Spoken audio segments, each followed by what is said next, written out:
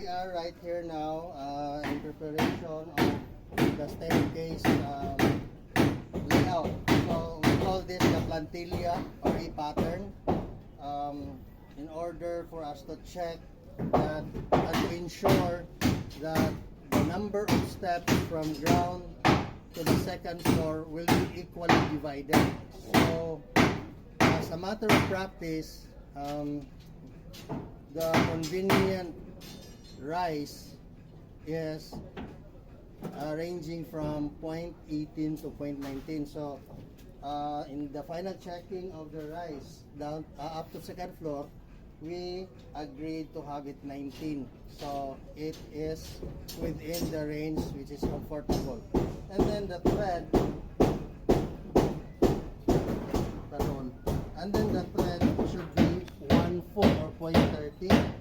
Earlier, we have made our riser straight perpendicular, but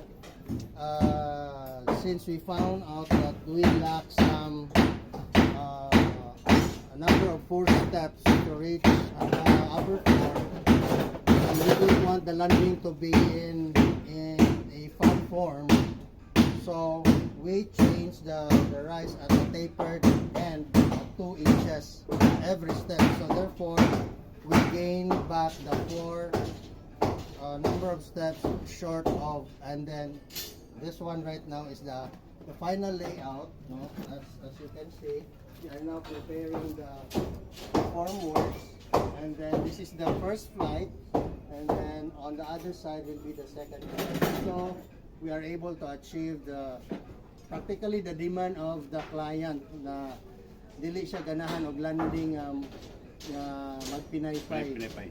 Okay? So, yes, I hope you learned something today. Good morning.